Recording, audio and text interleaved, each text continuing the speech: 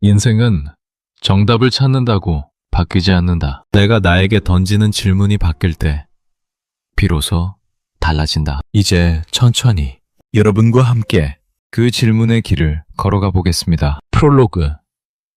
내 인생인데 왜 내가 없을까?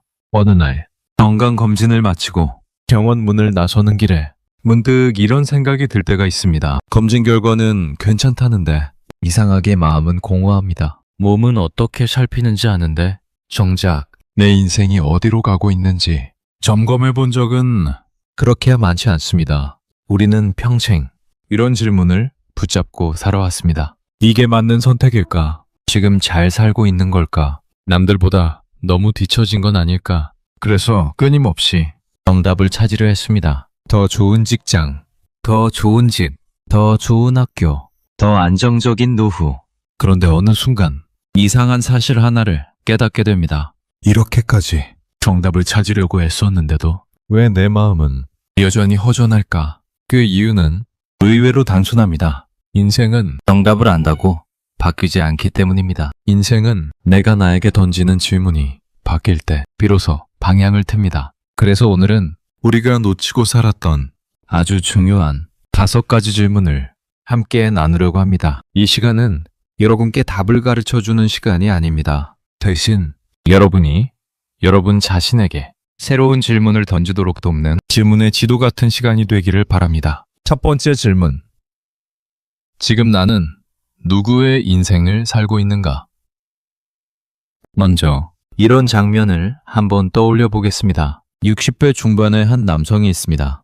평생 직장 생활을 하며 가족을 먹여 살렸고 집도 마련했고 아이들도 키워냈습니다. 주위 사람들은 말합니다. 그래도 형님은 성공하셨잖아요. 자식 다 키워놓고 집도 있고 노후 준비도 어느 정도 돼 있고 부럽습니다. 그 말에 그는 미소를 짓습니다. 고개도 끄덕입니다. 그런데 집에 돌아와 혼자 소파에 앉아 있으면 가끔 이런 생각이 듭니다. 근데 이게 정말 내가 원했던 인생이었나? 젊었을 때는 부모님이 원하는 길을 따라갔습니다. 중년이 되었을 때는 회사와 가족이 원하는 역할을 해냈습니다. 그런데 이제 나이가 들어 거울 앞에 서보니 내가 진짜로 원하는 삶이 무엇이었는지 선명하게 떠오르지 않습니다. 그때 이 질문이 말씀 깊은 곳에 박힙니다. 지금 나는 도대체 누구의 인생을 살고 있는가? 부모가 원하는 인생인가? 사회가 박수 쳐주는 인생인가?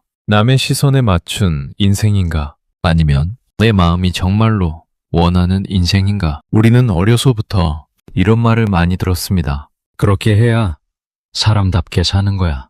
그 길이 안전하다. 그 직장이 최고다. 나중에 고생 안 하려면 지금 이걸 해야 한다. 그래서 어느 순간 질문이 바뀌었습니다. 나는 정말 이 길이 좋은가?가 아니라 부모님이 보시기에 괜찮은 길인가? 남들이 보기에 좋아 보이는 길인가? 한마디로 말하면 내가 원하는 삶인가 보다. 남들이 평가하기 좋은 삶인가를 더 중요하게 여기며 살아온 겁니다. 그래서 시간이 흐르면 이런 느낌이 들 때가 있습니다. 열심히 살았는데 뭔가 내 마음은 비어있다. 남들은 부러워하는데 나는 이상하게 기쁘지가 않다. 틀린 삶은 아닌데 그렇다고 내 삶 같지도 않다. 그때 필요한 질문이 바로 이것입니다. 지금 나는 누구의 인생을 살고 있는가? 중요한 점이 하나 있습니다. 이 질문은 지금까지의 인생을 부정하라는 말이 아닙니다. 부모님 탓을 하거나 환경 탓을 하거나 남 탓을 하라는 말이 아닙니다.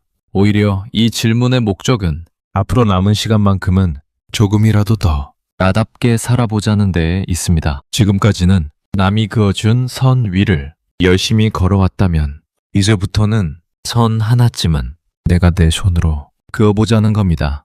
예를 들어 이런 작은 결심들입니다. 남이 좋아할 것 말고 내가 오래 하고 싶었던 취미를 하나 시작해보자. 사람들이 다 말려도 내 마음이 계속 가는 선택이 있다면 한 번쯤은 그 목소리에 귀를 기울여보자. 이제는 내가 어떤 사람으로 기억되고 싶은지를 먼저 생각해보자. 이렇게 방향을 조금씩 내 쪽으로 올려보는 것입니다. 지금 나는 누구의 인생을 살고 있는가? 이 질문은 과거를 후회하게 만드는 질문이 아니라 앞으로 남은 인생의 방향을 조금씩 내 쪽으로 돌리는 질문입니다. 두 번째 질문. 나는 무엇을 가장 두려워하고 있는가? 두 번째 질문은 마음의 더 깊은 곳을 향합니다. 나는 무엇을 가장 두려워하고 있는가? 우리가 움직이지 못하고 제자리에서 맴돌 때 거기에는 거의 항상 두려움이 있습니다. 사람을 묶어두는 대표적인 두려움은 대략 세 가지입니다. 실패에 대한 두려움, 거절에 대한 두려움, 외로움에 대한 두려움. 실패에 대한 두려움은 이런 생각으로 나타납니다. 이 나이에 시작했다가 망하면 어쩌지? 내가 뭘 한다고? 이제 와서 새로운 걸 하겠어. 괜히 했다가 웃음거리가 되는 건 아닐까? 거절에 대한 두려움은 이렇게 속삭입니다. 이 얘기를 꺼냈다가 상대가 상처받으면 어떡하지? 혹시 나를 이상한 사람으로 보면 어떡하지? 부탁했다가 거절당하면 어떡하지? 그래서 입을 닫고 달을 멈추고 마음을 숨깁니다. 외로움에 대한 두려움은 이런 말을 합니다. 내가 다른 선택을 했다가 혼자 남게 되면 어떡하지? 내가 나만의 길을 걸으면 가족이 나를 이해하지 못하면 어떡하지? 그래서 우리는 겉으로는 말합니다. 그냥 이 정도면 됐지. 괜히 나대다가 망하면 안 되지. 나이도 있는데 조용히 사는 게 최고야. 하지만 속마음은 이렇게 말하고 있을지도 모릅니다. 나는 사실 상처받는 게 두렵다. 실패하는 게 무섭다. 혼자 남을까봐 겁난다. 한 50대 여성의 이야기를 한번 들어보겠습니다. 그녀에게는 오래된 꿈이 하나 있었습니다. 언젠가 내 이름으로 된 조그마한 카페를 해보는 것. 커피 내리는 시간을 좋아했고 사람들 이야기 들어주는 걸 좋아했고 완전한 음악이 흐르는 공간을 마음속에 늘 그리고 살았습니다. 하지만 현실은 늘 같았습니다. 애들 다 키우고 남편 퇴직하고 집 대출도 다 갚고 그때 여유 생기면 그때 해보지 뭐. 그때가 오면 할 거라고 늘 자신에게 말했습니다. 하지만 나이가 들어갈수록 오히려 이런 말만 더 자주 하게 됩니다. 이 나이에 뭘 또 시작해. 카페가 그렇게 쉬운 줄 알아? 망하면 어쩌려고. 그러던 어느 날 친한 사람이 이렇게 물었습니다. 언니는요? 정확히 뭐가 제일 두려워요? 처음에는 대답을 못했습니다. 그러다 천천히 입을 열었습니다. 솔직히 말하면 망할까봐 두렵다기보다 내가 그동안 잘 살아온 줄 알았는데 그게 아니었다는 걸 인정하게 될까봐 그게 더 두려워. 이 말을 하고 나서야 그녀는 깨달았습니다. 자기가 두려워했던 건 카페의 실패가 아니라 자기 인생에 대한 판단이 틀렸을지 모른다는 사실이었습니다. 정체를 알게 되자 이상한 변화가 일어났습니다. 카페를 당장 열지는 못했지만 작게 움직이기 시작한 겁니다. 주말마다 베이킹 수업을 듣고 집에서 친구 몇 명을 불러 작은 티타임을 열고 노트에 하고 싶은 메뉴들을 한 줄 한 줄 적어보기 시작했습니다. 두려움이 완전히 사라져서가 아니라 나는 이게 두려웠구나 라고 정확히 알아본 순간 두려움의 힘이 조금 약해진 겁니다. 두려움은 외면하면 커지고 직시하면 작아지는 성질이 있습니다. 그래서 이 질문이 매우 중요합니다. 나는 지금 무엇을 가장 두려워하고 있는가? 실패인가? 거절인가? 외로움인가? 자신에 대한 실망인가? 가족의 반응인가? 경제적인 위험인가? 이걸 정확히 글로 적어보는 순간 두려움은 막연한 공포가 아니라 얼굴이 보이는 상대가 됩니다. 그리고 이렇게 말할 수 있게 됩니다. 그래, 나는 이게 두렵다. 그래서 그동안 많이 멈춰 있었구나. 하지만 이 두려움 하나 때문에 내 인생 전체를 묶어두고 싶지는 않다. 이때부터 인생은 아주 천천히 그러나 분명히 다른 방향으로 움직이기 시작합니다. 세 번째 질문. 10년 후 지금의 선택을 후회하지 않을까? 세 번째 질문은 시간을 길게 늘려보는 질문입니다. 10년 후 내가 지금의 선택을 후회하지 않을까? 우리는 지금 이 순간의 편안함 때문에 많은 것들을 미룹니다. 건강검진, 운동, 식습관, 꼭 해야 하는 대화, 사과와 화해, 나를 위한 공부와 도전. 지금은 이렇게 말합니다. 오늘은 피곤해서, 이번 달은 너무 바빠서 상대가 기분 나빠할까봐. 하지만 10년 후 돌아봤을 때 이 오늘의 편안함이 가장 쓰라린 후회가 되어 있을 때가 많습니다. 사람들이 나이가 들어 가장 많이 후회하는 영역은 대체로 세 가지입니다. 건강, 관계, 도전. 먼저 건강입니다. 젊었을 때는 조금 피곤해도 괜찮겠지. 이 정도 통증은 나이 들면 다 있지 라고 넘겼던 것들이 어느 날 큰 병으로 돌아와 우리를 붙잡습니다. 그때 우리는 이렇게 말합니다. 그때 조금만 더 내 몸을 아껴줄 걸. 두 번째는 관계입니다. 가족, 부모, 배우자, 자녀. 가장 가까운 사람들이지만 가장 어렵기도 한 사람들입니다. 우리는 이렇게 생각합니다. 지금 이 말 꺼내면 분위기만 나빠질 거야. 그냥 모른 척하고 지나가는 게 더 편해. 그래서 해야 할 말을 삼키고 듣고 싶은 말도 요구하지 못한 채 시간을 보냅니다. 그러다가 어느 날 더 이상 말을 나눌 수 없는 순간이 오면 그제야 깨닫습니다. 그때 솔직하게 말해볼 걸. 세 번째는 도전입니다. 나이가 들수록 이런 말들이 늘어납니다. 이 나이에 뭘 지금까지 살아온 게 있는데 괜히 틀리면 어쩌나. 내가 뭔데 새로운 걸 하겠어. 그러나 인생의 끝자락에서 많은 사람들이 이렇게 고백합니다. 해봐서 후회되는 것보다 안 해보고 후회되는 게 훨씬 더 오래간다. 이 질문을 조금 더 생생하게 사용하는 방법이 있습니다. 잠시 눈을 감고 10년 후의 나를 떠올려 보는 겁니다. 머리는 지금보다 조금 더 희어졌고 얼굴에는 주름이 더 늘었을지 모르지만 눈빛은 지금보다 조금 더 부드러워졌을 수도 있습니다. 그 미래의 나를 지금 이 자리에 불러 조용히 묻습니다. 10년 후의 나야. 지금 내가 살고 있는 이 오늘을 보고 어떤 말을 해주고 싶니? 미래의 나는 이렇게 말할지도 모릅니다. 그때 몸 좀 더 챙겨라. 그 벌은 그대로 가면 나중에 고생한다. 그때 자존심 좀 내려놓고 먼저 손 내밀었으면 지금 곁에 더 많은 사람이 있었을 거야. 그때 겁나도 한번 도전해봤다면 지금의 나는 조금은 덜 후회했을 거다. 또는 이렇게 말할 수도 있습니다. 그때부터 조금씩 걷기 시작했잖아. 덕분에 이 나이에도 내 다리로 이렇게 걸어 다닐 수 있다. 그때 화해하려고 용기 내줘서 고맙다. 그래서 지금도 그 사람 이름을 떠올릴 때 마음이 편안하다. 그때 공부 하나라도 새로 시작해준 덕분에 지금도 나는 세상과 연결되어 있다는 느낌을 받는다. 결국 이 질문은 이 문장으로 이어집니다. 10년 후의 내가 오늘의 나에게 고맙다 라고 말할까? 아니면 왜 그랬냐 라고 말할까? 이 생각을 해보는 것만으로도 오늘의 선택이 조금 달라질 수 있습니다. 네 번째 질문.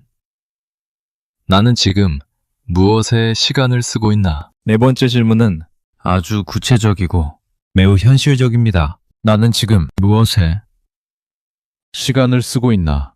우리는 자주 이렇게 말합니다. 시간이 없어서 못했어. 나도 하고 싶지. 근데 시간이 안 나. 하지만 하루를 가만히 들여다보면 생각보다 많은 시간이 의미 없이 새어나가고 있습니다. 아침에 눈을 뜹니다. 알람을 끄고 무심코 휴대폰을 집어듭니다. 뉴스, 쇼핑 앱, 짧은 영상, SNS.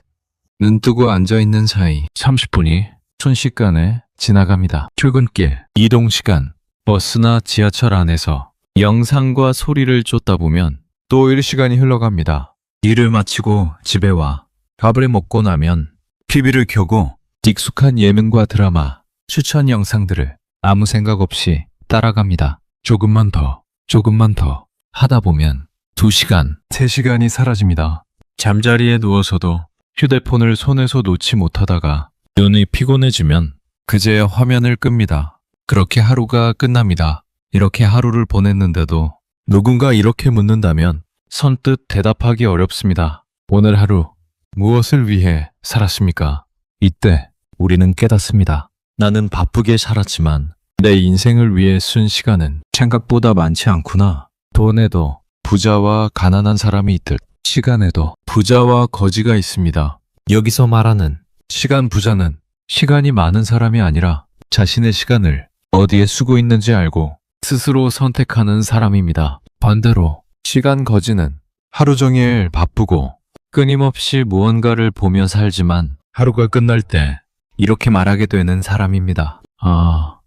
오늘도 그냥 하루를 보냈구나. 바쁘다고 해서 잘 살고 있는 것이 아닙니다. 시간을 어디에 쓰느냐가 인생의 방향을 정합니다. 시간 정리는 냉장고 정리와 비슷합니다. 냉장고 문을 열면 각종 반찬통, 언제 샀는지 기억도 안 나는 소스들, 깊숙한 곳에 박혀있는 오래된 음식들이 보입니다. 냉장고는 꽉 차 있지만 막상 먹을 게 없다 라는 말이 나옵니다. 이럴 때 우리는 두 가지를 합니다. 이미 상했거나 앞으로도 먹지 않을 것들을 꺼내서 버립니다. 그리고 앞으로 일주일 동안 정말 필요하고 유용하게 쓸 재료들을 다시 채워 넣습니다. 시간도 똑같습니다. 먼저 나도 모르게 시간을 잡아먹는 것들을 몬직하게 들여다봐야 합니다. 보고 나면 후회만 남는 영상들, 들어갔다가 40분 힐 시간이 사라지는 앱들, 끝나고 나면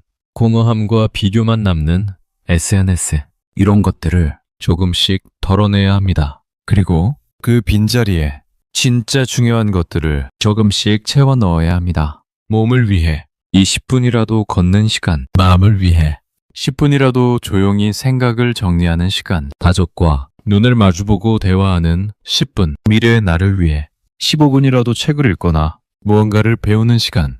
시간은 곧 인생입니다. 쓸데없는 곳에 시간을 쓰면 인생도 그 방향으로 흘러가 버립니다. 반대로 소중한 곳에 시간을 쓰면 인생도 그 방향으로 조용히 자라납니다. 그래서 이 질문이 중요합니다. 나는 지금 무엇에 시간을 쓰고 있는가? 실천 방법 하나를 덧붙여 보겠습니다. 시간 가계부를 한번 써보는 겁니다. 돈이 어디로 나가는지 보려면 가계부를 쓰듯 시간이 어디로 새는지 보려면 시간을 적어봐야 합니다. 하루를 정해 대략 이렇게 적어보는 겁니다. 7시에서 7시 반, 기상, 휴대폰 보기, 9시 반에서 9시 반, 아침 준비, 식사, 9시 반에서 9시, 이동, 9시에서 1박시, 근무, 1박시에서 7시, 저녁 식사, 7시에서 21시, TV 시청, 200시에서 200시, 집안일, 22시에서 24시, 침대에서 휴대폰, 영상. 이걸 한 번만 적어봐도 이런 말이 나올 수 있습니다. 생각보다 내 인생을 위해 쓰는 시간은 거의 없구나. 그걸 깨닫는 순간 질문이 바뀝니다. 시간이 없어서 못한다가 아니라 나는 지금 내 시간을 어디에 쓰기로 선택하고 있는가? 이 질문 하나가 인생의 방향을 조용히 바꾸기 시작합니다. 5번째 질문. 나는 성장하고 있는가? 멈춰 있는가? 마지막 5번째 질문입니다. 나는 성장하고 있는가? 아니면 멈춰 있는가? 우리는 해마다 나이를 먹습니다. 하지만 나이를 먹는다고 해서 자동으로 성장하는 것은 아닙니다. 이 질문을 다르게 표현하면 이렇습니다. 1년 전의 나와 지금의 나는 무엇이 달라졌을까? 생각하는 방식이 조금 더 부드러워졌는가? 사람을 보는 시선이 조금 더 넓어졌는가?